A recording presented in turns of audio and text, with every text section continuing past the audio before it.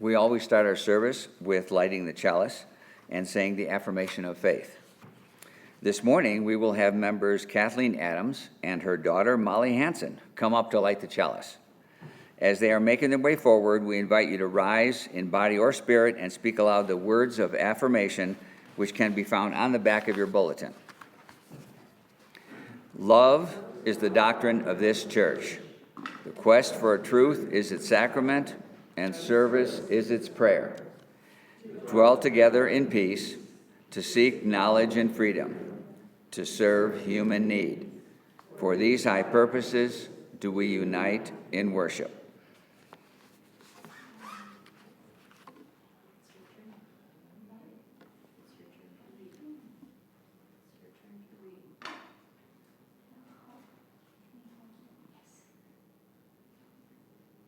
Happy New Year.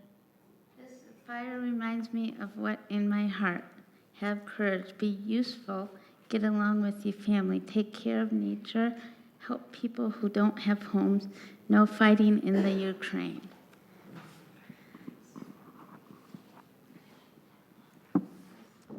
The reading today comes from Laura Mancuso, and it's a good one for this new year, because if you haven't done any resolutions, maybe you'll find a couple ideas here. My commitments to myself.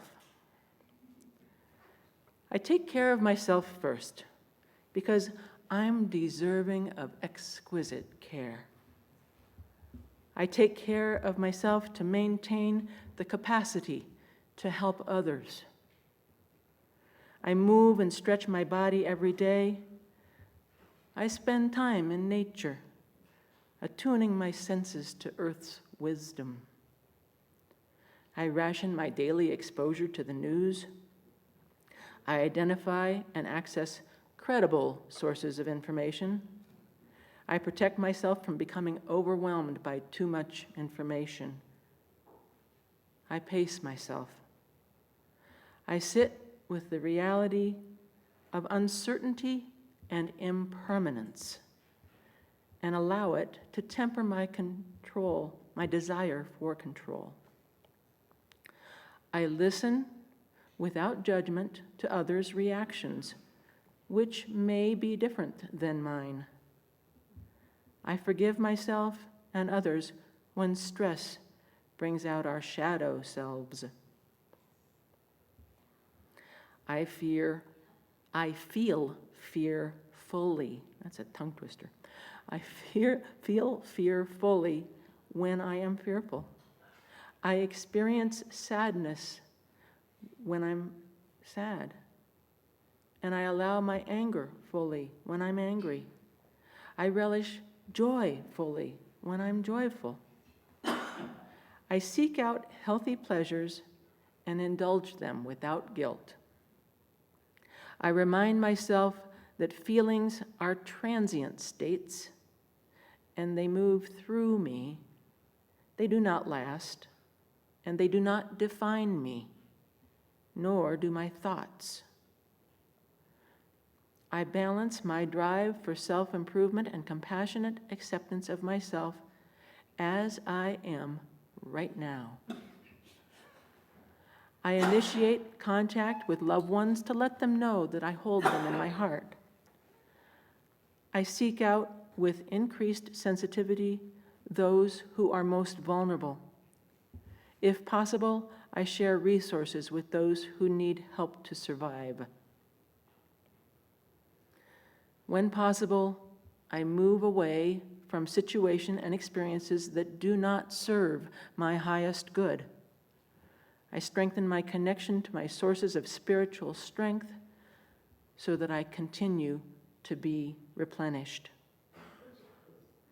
I acknowledge the nearness of death as a key motivator for living a full life.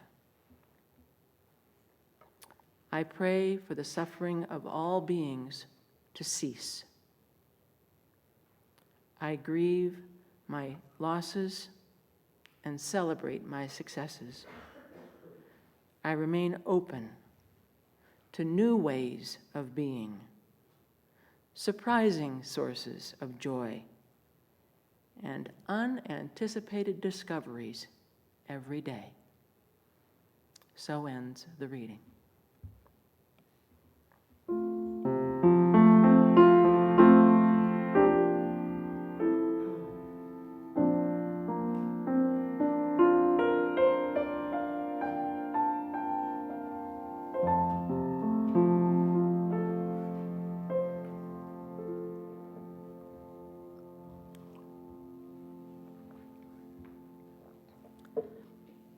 The darkness of these winter days can sometimes bring on feelings of loneliness and isolation, when, if chronic, could lead to depression.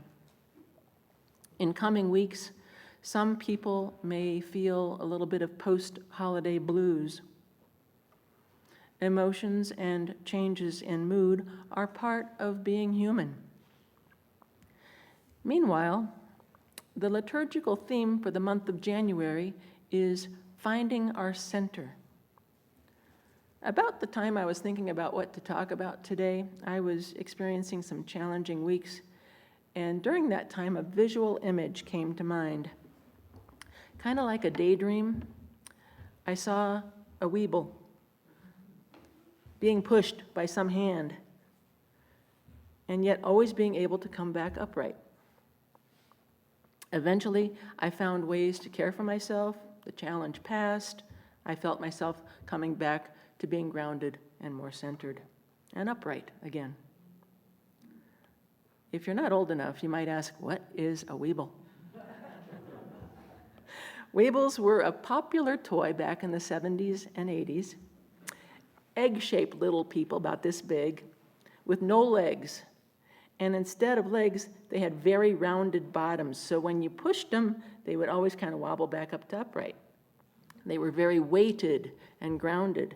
So if you tried to knock them over, they'd just come right back. And the song on the advertisement said it all in kind of a twangy voice.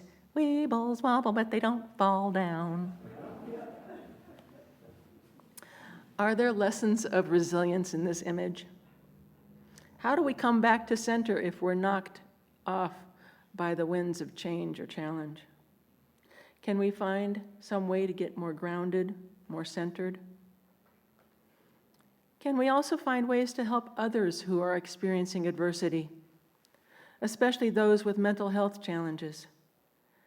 And what can our spiritual community do to help?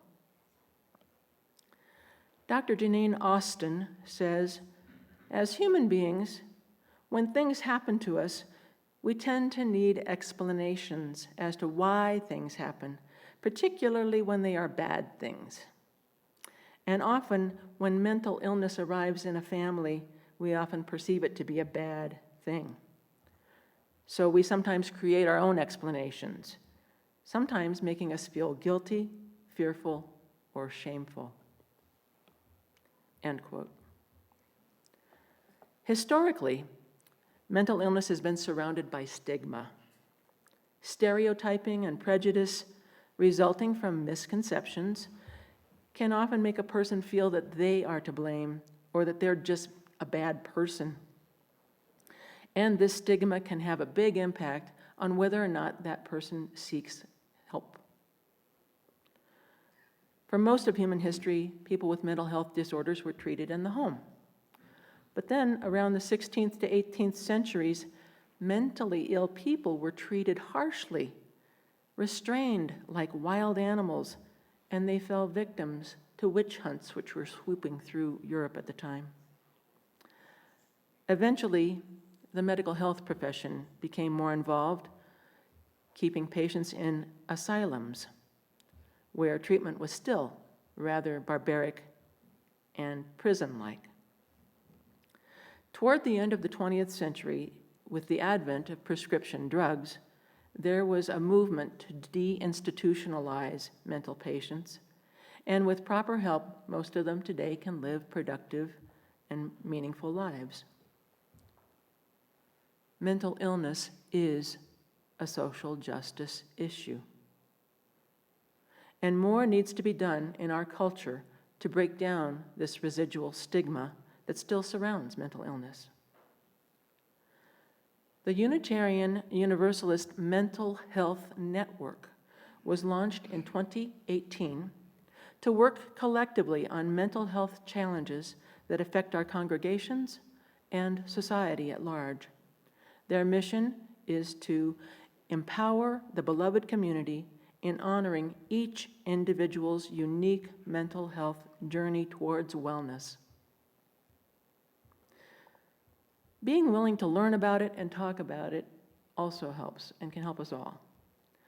When I was young, I had an aunt who was diagnosed with paranoid schizophrenia. Her family thought it was because she fell out of a second-story window when she was 4 years old. She was a dear heart, but always troubled. For 8 years in the late 90s, I worked at a nonprofit in Denver called Earthlinks, where they helped homeless and low-income persons connect with the earth and experience nourishing relationship with the natural world. I learned then that the majority of people experiencing homelessness often deal with mental illness. They may use alcohol to self-medicate, and we could judge that perhaps, but one caseworker told me that about 60% of those living in homeless situations struggle with schizophrenia. Today, I'm living with family members who struggle with mental illness. My husband and I, Jeff, are active partners in his bipolar II recovery, each day working to find greater wellness and balance. Both Jeff and my nephew Josh, who also struggles with bipolar II, have given their permission for me to explain a little bit about their elements of their experience, and I'll also be speaking from my own experience. Working to become a non-judgmental partner in his recovery has taught me a lot about unconditional love, acceptance, and allowing. And I have to remember to set my own healthy boundaries for my own good self-care so that I can have better resilience when symptoms arise and I'm better able to help. We stay adaptable. Jeff's mood can change in an afternoon because he has the rapid cycling kind of bipolar II and a bit of OCD at times. We believe the remaining stigma around mental illness needs to change, and today I hope to share some of what we've learned by being a family member who is supportive of someone with mental illness. So first of all, let's get a little bit of an overview. When someone lives with mental illness, it's something that you can't easily see by just looking at them. If someone has a broken leg, that's obvious, and you know they need care. If someone has a broken mind that doesn't quite work like everyone else's, it can be hard to know what it's like inside their skin. Yet, statistics show that 1 in 4 people will experience some form of mental illness at some point in their lives. Dr. Janine Austin goes on, she's the founder, first of all, of the first psychiatric genetic counseling clinic in Vancouver. She explains that mental illness is not anyone's fault or any kind of moral failure. And more importantly, you don't have to remain stuck in a bad place. We may inherit a vulnerability to mental illness.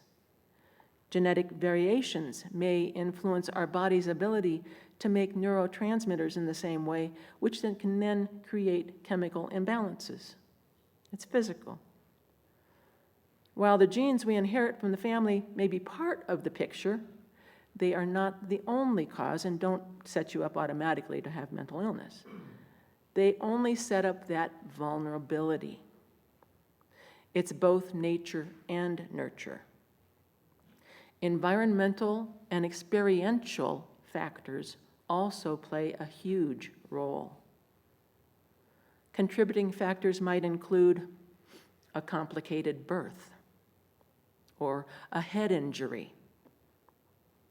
illicit drug use, especially in adolescence and early adulthood, especially marijuana and crystal meth. Or someone might experience trauma, like war, chronically abusive bullying, or some other forms of violence. Or someone may have a combination of these experiences or environments and trigger them over time. It can be particularly influential if adverse experiences occur in childhood or adolescence while the brain is still developing. Dr. Austin goes on to describe our mental makeup like a jar of marbles, and I brought some with me today. We might vary a little bit. Some of us, the white, clear marbles, are like the genetic things that we are inherited with. Some people have a bigger bunch of those coming into it. The red marbles are kind of like the stressors of every day. And if our stress load is too large, it may spill over, and that's when we experience symptoms.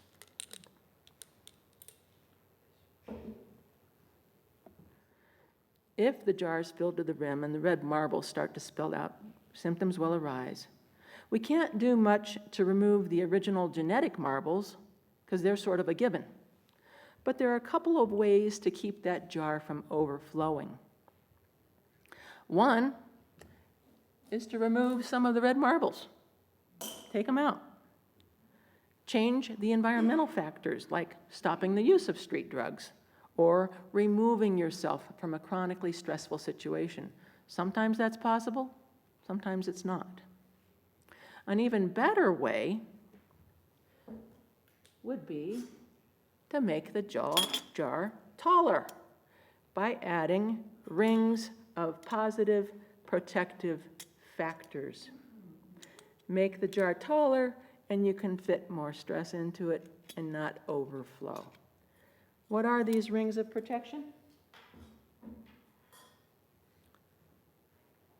Just a moment. Protective factors include being willing to take prescription medications when necessary. They often help, but they don't always do the full job. A holistic approach with lifestyle changes is also important. It is well documented that regular, good quality sleep is important. Aerobic exercise is also very crucial. Yeah. Calming effects of yoga and stretching also help. And good nutrition is critical to get adequate nutrients on board, as well as avoiding toxins by using like organic produce.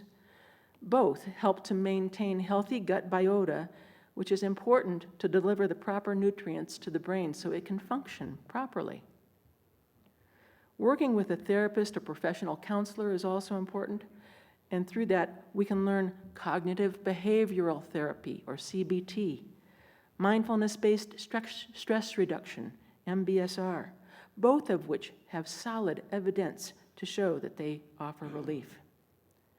And of course, fostering good social networks, talking honestly with our friends, coworkers, and family, and fostering such spiritual connection in a community like this one. All of these protective factors help add those rings of resilience to your jar so your symptoms won't overflow. In our home, because it's kind of hard for Jeff to recall all his details, he keeps a daily log of the foods he's eaten. He lists the meds and supplements that he's taken and when, and what exercise he's done. He'll even note conversations that he's had or significant events that occur. This all helps him keep track of what triggers his dark moods or what supports a healthier balance. He also avoids or limits things that are known triggers, things like sugar or ingesting THC, experiencing sensory overload or too many changes at once, or having too much caffeine. Generally, what's good for our bodies is also good for our brains.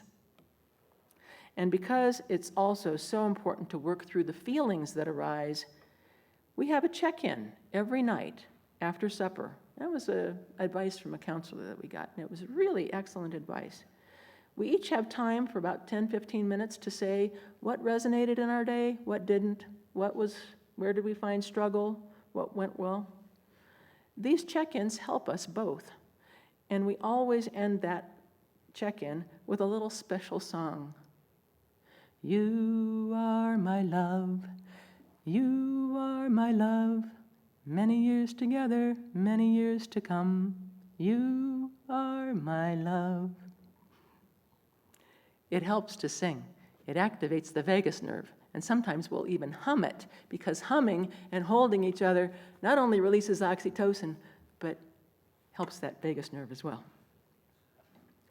It gives more effect. Now let me introduce my nephew, Josh. He began to experience difficulties when an entrepreneurial effort collapsed a few years ago, and he was left in massive debt. One day, when all seemed lost, and he literally came within inches of ending things entirely, he realized that there may still be something he could do. His experience of mental health recovery was so dramatic that he wrote a book about it. He called it Ship for Brains. Funny title, I know. He thought about that because cruise ships are so big that they're constantly being buffeted by the winds. And the captain of the ship is constantly making small adjustments to keep that ship on course. Over the next 3 months, Josh worked really hard at making regular adjustments to gradually steer his ship by repeatedly reframing some of his thinking, taking care of himself physically so that he had enough mental energy to do the work.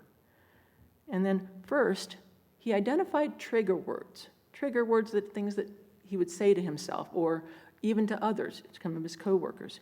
And he actively worked to catch those things, those shoulds. You should do this, you should do that, and changed it to you could do this, you could do that.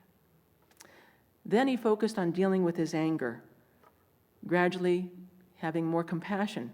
Like if someone cut him off in traffic, he would have a little more compassion for that person. He wouldn't know what that person's day was like or what was going through their mind.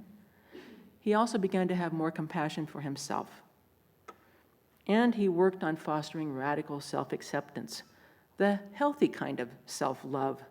Every time he'd walk by a mirror, he'd say, "I love you," or "I'm glad to be here." Because the mania highs of bipolar are often followed with weeks of depressive lows, he learned also to set healthier boundaries for himself, to stay in balance. He works in the entertainment industry, and it requires multiple days of 14-hour days for weeks, and then several weeks off. And so he would find that he would be in mania during the busy times and then fall into depression in between shots. But being honest with his crew, he began to be satisfied with performing at 80% rather than 130%. He found that he could lower the elevation of his own expectations and be content with what was good enough. Not allowing the manic times, the busy times, to get quite so high so that he wouldn't have to fall quite so far down, and that helped keep more balance. Josh has come a long way, both with medication and therapeutic recovery work. He's proven to himself and to many others that mental health recovery, much like addiction recovery, is possible. He's now working on a new project called Inside Game. It will be a TV series that will highlight the mental health challenges of various sports stars following their progress over a year's time and filming that progress. The mission of the event or the project is inspiring us all with the strength and courage to heal our own mental and emotional struggles. Now, there's no way that I could begin to cover the entire topic of mental health, but I hope today that I've inspired you to explore further and perhaps help you be a little more willing the next time someone might need you. Finally, I want to make sure that you're aware of a couple of good resources where you can learn more.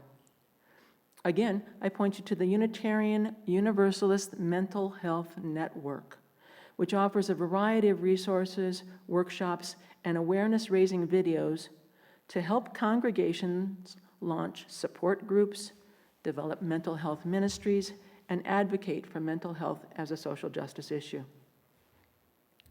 Another excellent resource is NAMI, the National Alliance of Mental Illness. It's the nation's largest grassroots mental health organization dedicated to helping those affected by building better lives. Those affected also include families, and so a couple years ago, I participated in their Family to Family course, an 8-week course that was very helpful.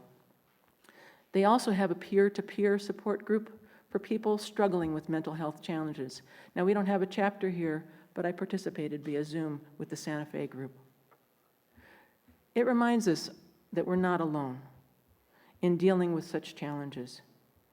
And NAMI also works to break the stigma associated with mental illness, and they have extensive resources to learn more. Mental health is an important part of our spiritual lives. We can do what's necessary to take care of ourselves. We can offer supportive and compassionate care to others. We can break down the barriers and prejudices in our culture that disempower those already struggling. And we can recognize it as the social justice issue that it is. By understanding this, the importance of including those protective factors, those rings of resilience that we were talking about, we can build a more healthy, stable foundation, like those Weebles, in our lives. And with that added weight of good sleep, healthy nourishment, staying active, fostering quality friendships, like a Weeble, we'll be able to better right ourselves again, to get centered and more grounded. This world needs our adaptability, our resilience, and our functioning brains more than ever. Let's work to build it. May it be so. Blessed be. Amen and namaste.